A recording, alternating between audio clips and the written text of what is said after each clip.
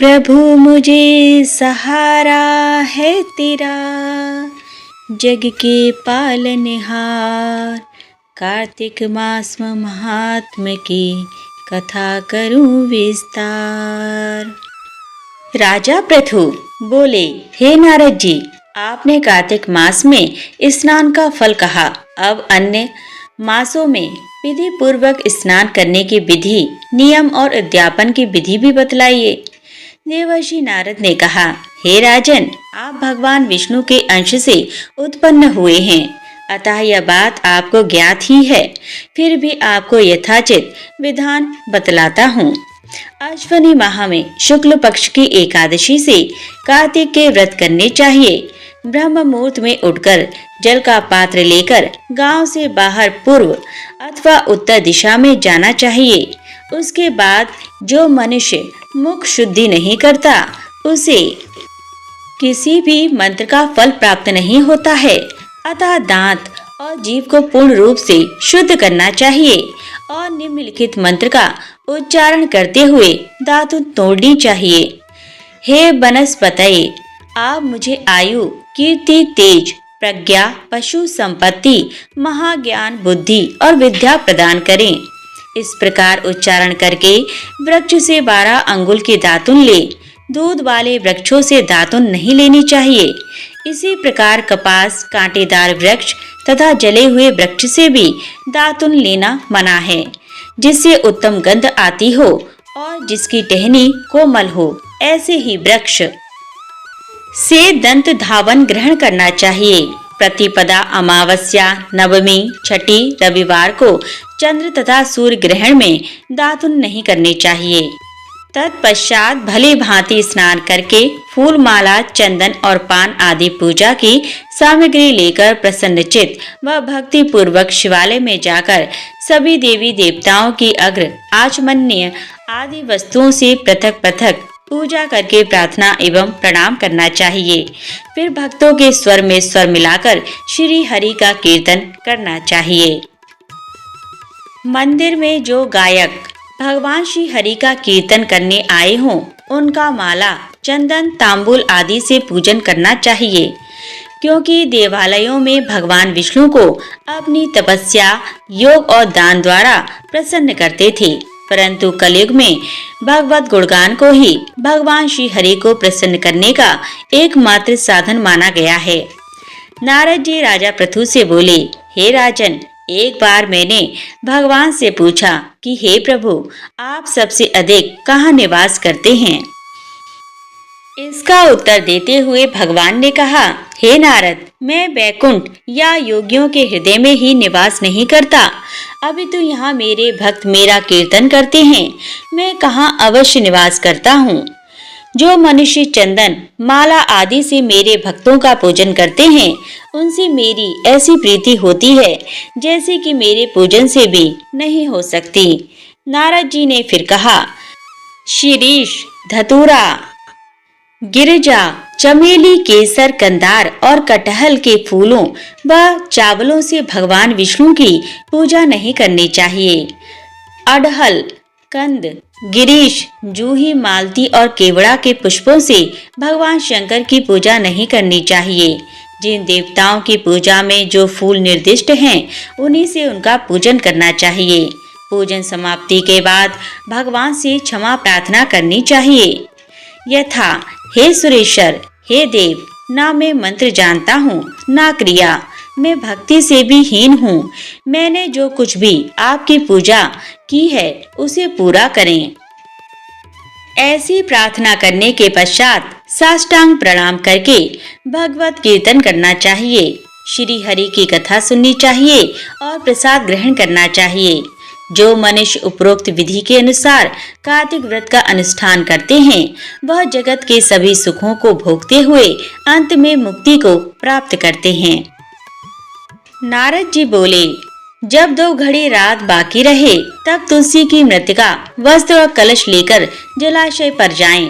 कार्तिक में जहाँ कहीं भी प्रत्येक जलाशय के जल में स्नान करना चाहिए।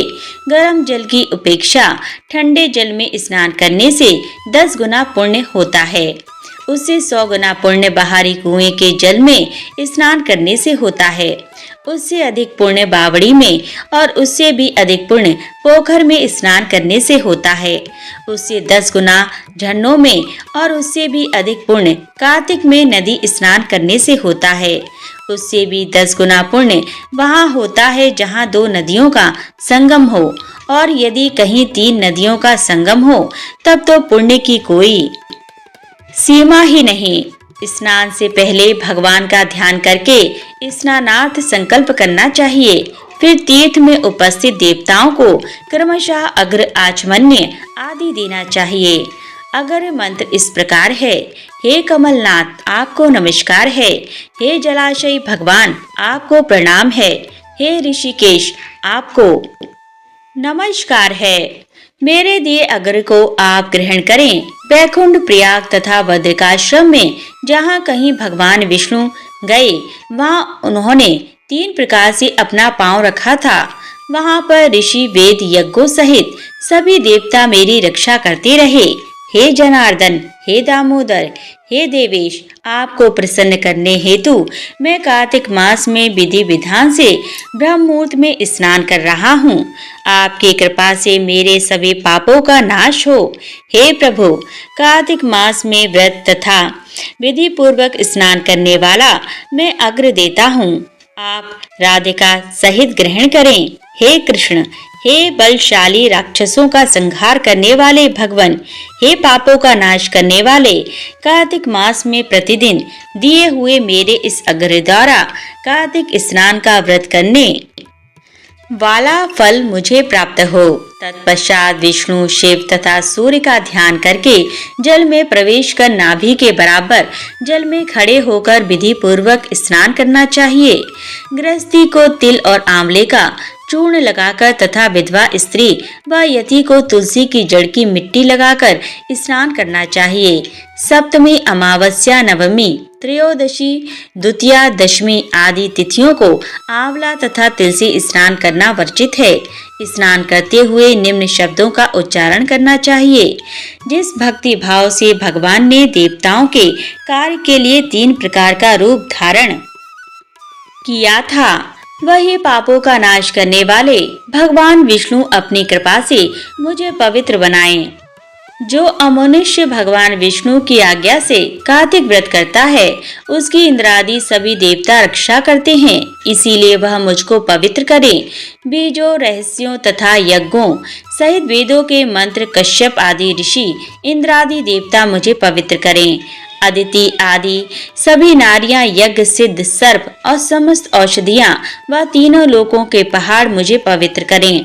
इस प्रकार कहकर स्नान करने के बाद मनुष्य को हाथ में पवित्री धारण करके देवता, ऋषि, मनुष्यों तथा पितरों का विधि पूर्वक तर्पण करना चाहिए। तर्पण करते समय तर्पण में जितने तिल रहते हैं उतने वर्ष पर्यंत व्रती के पितृगण स्वर्ग में वास करते हैं। उसके बाद व्रती को जल से निकलकर शुद्ध वस्त्र धारण करने चाहिए। सभी तीर्थों के सारे कार्यों से निवृत्त होकर पुनः भगवान विष्णु का पूजन करना चाहिए। सभी तीर्थों के सारे देवताओं का स्मरण करके भक्ति पूर्वक सावधान होकर चंदन, फूल और फलों के साथ भगवान विष्णु को फिर से अग्र देना चाहिए। अग्र के मंत्र का अर्थ इस प्रकार है: मैंने पवित्र कार्तिक मास में स्नान किया है। हे विष्णु, राधा के साथ आप मेरे दिए अग्र को ग्रहण करें। तत्पश्चात चंदन, फूल और तांबूल आदि से वेद पाठी ब्राह्मणों का श्रद्धा पूर्वक पूजन करें और बारंबार नमस्कार करें। ब्राह्मणों के दाएं पांव में तीर्थों का वास होता है, मुंह में वेद और समस्त अंगों में देवताओं का वास होता है। अपने कल्याण की इच्छा रखने वाले मनुष्य को इनका ना तो अपमान करना चाहिए और ना ही इनका विरोध करना चाहिए। फिर एकाग्रचित होकर भगवान विष्णु की प्रिय तुलसी जी का पूजन करना चाहिए। उनकी परिक्रमा करके उनको प्रणाम करना चाहिए। हे देवी, हे तुलसी, देवताओं ने ही प्राचीन काल से तुम्हारा निर्माण किया है और ऋषियों ने तुम्हारी पूजा की है। हे विष्णु प्रिया तुलसी, आपको नमस्कार है। आप मेरे समस्त पापों को नष्ट करो। इस प्रकार जो मनुष्य भक्ति पूर्वक कार्तिक व्रत का अनुष्ठान करते हैं, वे संसार के सुखों का भोग करते हुए अंत में मोक्ष को प्राप्त करते हैं। नारद जी ने कहा, हे राजन, कार्तिक मास में व्रत करने वालों के नियमों को मैं संक्षेप में बतलाता हूँ, उसे आप सुनिए। व्रती को सब प्रकार के आमिष, मांस, उड़द, राई, खटाई तथा नशीली वस्तुओं का त्याग कर देना चाहिए। व्रती को दूसरे का अन्न ग्रहण नहीं करना चाहिए, किसी से द्वेष नहीं करना चाहिए और तीर्थ के अतिरिक्त अन्य कोई यात्रा नहीं करनी चाहिए। देवता, वेद, ब्राह्मण, गाय, व्रती नारी, राजा तथा गुरुजनों की निंदा भी नहीं करनी चाहिए। व्रती को दाल, तिल, पकवान व दान किया हुआ भोजन ग्रहण नहीं करना चाहिए। किसी की चुगली या निंदा भी नहीं करनी चाहिए। किसी भी जीव का मांस नहीं छूना चाहिए। पान, कत्था, चूना, नींबू, मसूर, बासी तथा झूठे अन्न का भी प्रयोग नहीं करना चाहिए। गाय, बकरी तथा भैंस के अतिरिक्त अन्य किसी पशु का दूध नहीं पीना चाहिए। कांस्य के पात्र में रखा हुआ पंचगव्य, बहुत छोटे घड़े का पानी तथा केवल अपने लिए ही पका हुआ अन्न प्रयोग करना चाहिए। कार्तिक माह का व्रत करने वाले मनुष्य को सदैव ब्रह्मचर्य का पालन करना चाहिए। उसे धरती पर सोना चाहिए और दिन के चौथे पहर में केवल एक बार पत्तल में भोजन करना चाहिए। व्रती कार्तिक माह में केवल नरक चतुर्दशी, जिसे छोटी दिवाली भी कहा जाता है, के दिन ही शरीर में तेल लगा सकता है। कार्तिक माह में व्रत करने वाले मनुष्य को सिंघाड़ा, प्याज, मुट्ठा, गाजर, मूली, काशी फल, लौकी, तरबूज इन वस्तुओं का प्रयोग बिल्कुल नहीं करना चाहिए। रजस्वला, चांडाल, पापी, म्लेच्छ, पतित, व्रतहीन, ब्राह्मण द्रोही और नास्तिकों से बातचीत नहीं करनी चाहिए। भगवान विष्णु को प्रसन्न करने के लिए अपनी शक्ति के अनुसार चांद्रयण आदि का व्रत करना चाहिए और उपयुक्त नियमों का पालन करना चाहिए। व्रती को प्रतिपदा को कुमड़ा, द्वितीया को कटहल, तृतीया को तरुणी स्त्री, चतुर्थी को मूली, पंचमी को बेल, षष्ठी को तरबूज, सप्तमी को आंवला, अष्टमी को नारियल, नवमी को मूली, दशमी को लौकी, एकादशी को परमल, द्वादशी को बेर, त्रयोदशी को मुट्ठा, चतुर्दशी को गाजर तथा पूर्णिमा को शाक का प्रयोग नहीं करना चाहिए।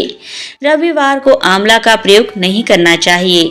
कार्तिक माह में व्रत करने वाला मनुष्य यदि इन शाकों में से किसी शाक का सेवन करना चाहे तो पहले ब्राह्मण को देखकर ग्रहण करे। यही विधान माह के व्रत के लिए भी है। देवोत्थानी एकादशी में पहले कही गई विधि के अनुसार नृत्य, जागरण, गायन, वादन आदि करना चाहिए। इसको विधि पूर्वक करने वाले मनुष्य को देखकर यमदूत ऐसे भाग जाते हैं जैसे सिंह की गर्जना से हाथी भाग जाते हैं। कार्तिक माह का व्रत सभी व्रतों में श्रेष्ठ है। इसके अतिरिक्त जितने भी व्रत यज्ञ हैं वह 1000 की संख्या में किए जाने पर भी इसकी तुलना नहीं कर सकते, क्योंकि यज्ञ करने वाले मनुष्य को सीधा वैकुंठ की प्राप्ति होती है। जिस प्रकार राजा की रक्षा उसके अंगरक्षक करते हैं, उसी प्रकार कार्तिक माह का व्रत करने वाले की रक्षा भगवान विष्णु की आज्ञा से इंद्र आदि देवता करते हैं। व्रती मनुष्य जहाँ कहीं भी रहता है वहीं पर उसकी पूजा होती है, उसका यश फैलता है। उसके निवास स्थान पर भूत, पिशाच आदि कोई भी नहीं रह पाते।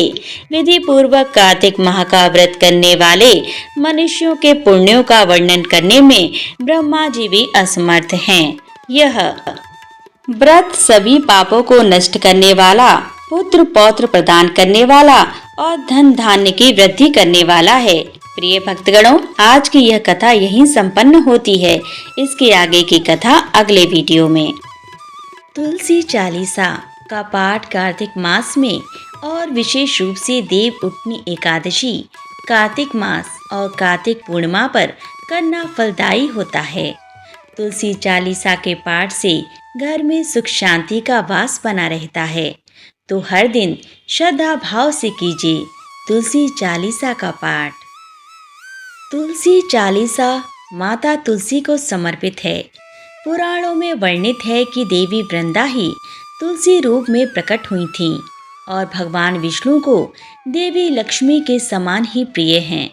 जो व्यक्ति नियमित तुलसी के पौधे के समक्ष तुलसी चालीसा का पाठ करता है और विशेष रूप से देव उठनी एकादशी, कार्तिक मास और कार्तिक पूर्णिमा पर तुलसी चालीसा का पाठ करता है, उसके पाप क्षय हो जाते हैं और वह भगवान विष्णु का प्रिय होकर उत्तम लोक को प्राप्त करता है। प्रिय भक्तगणों, अब हम श्रवण करेंगे तुलसी महारानी की चालीसा। श्री तुलसी महारानी करु विनय सिरनाय, जो मम हो संकट विकट दीजे मात नसाय। नमो नमो तुलसी महारानी, महिमा अमित न जाए बखानी। दियो विष्णु तुमको सन्माना, जग में छायो सुयश महाना। नमो नमो तुलसी महारानी, महिमा अमित न जाए बखानी। विष्णु प्रिया जय जयति भवानी, तिहु लोक की हो सुख खानी। भगवत पूजा कर जो कोई, बिना तुम्हारे सफल न होई। नमो नमो तुलसी महारानी, महिमा अमित न जाए बखानी। जिन घर तब ना ही हो निवासा, उस पर करहीं विष्णु नहीं वासा। करे सदा जो तब नित सुमिरन, तो ही के काज होए सब पूरन।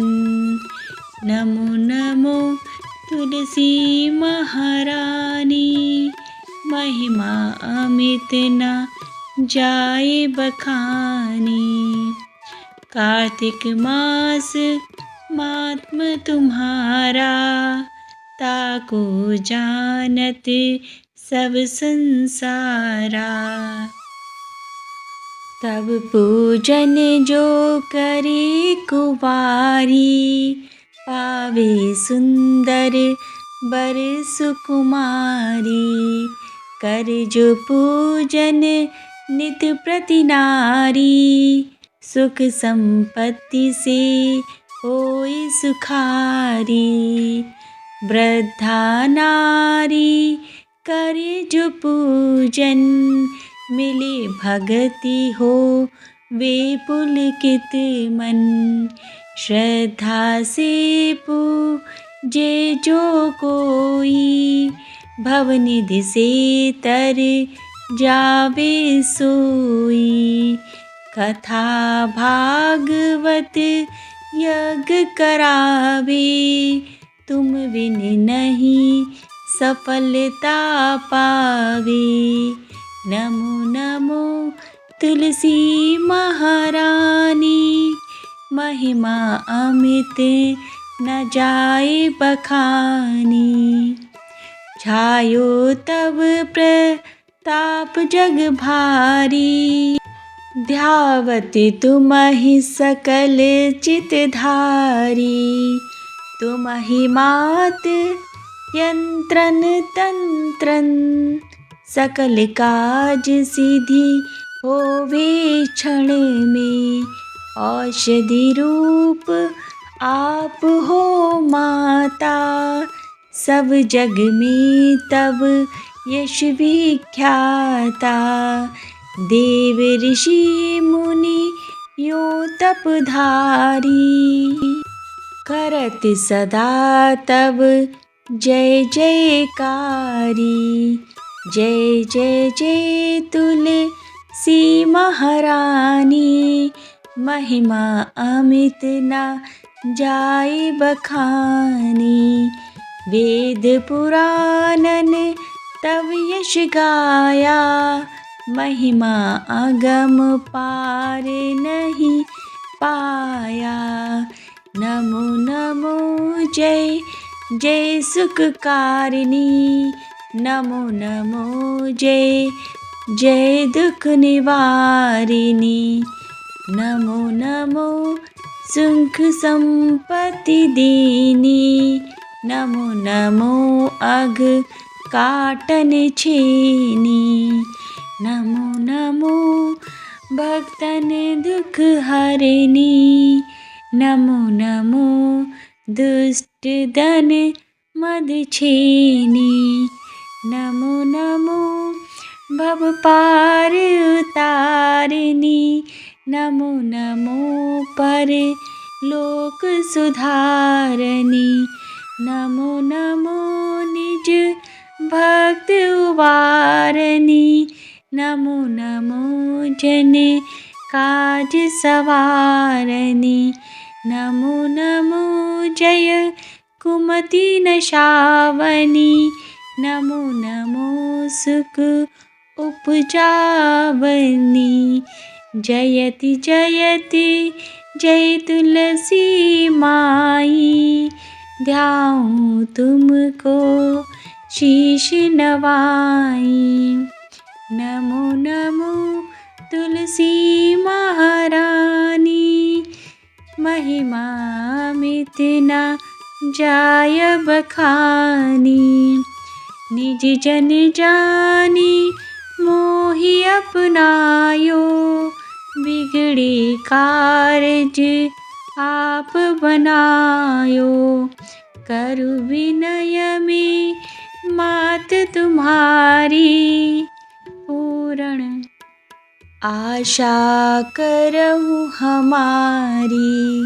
नमो नमो तुलसी महारानी, महिमा मित न जाय बखानी।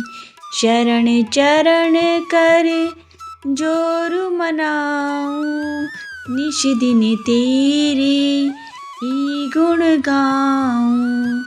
करहु मात यह अब मोह पर दाया, निर्मल होय सकल मम काया। नमो नमो तुलसी महारानी, महिमा मित न जाय बखानी। मंगू मात यह वर दीजे, सकल मनोरथ पूर्ण कीजे। जनु नाही कुछ नेम अचारा, क्षमहु मात अपराध हमारा। बारह मास करी जो पूजा, तासम जग में और न दूजा। प्रथम ही गंगा जल मगवावे, फिर सुंदर स्नान करावे। चंदन अक्षत पुष्प चढ़ावे, धूप दीप नए वैद्य लगावे। करि आचमन गंगा जल से, ध्यान करे हृदय निर्मल से। नमो नमो तुलसी महारानी, महिमा मित न जाय बखानी।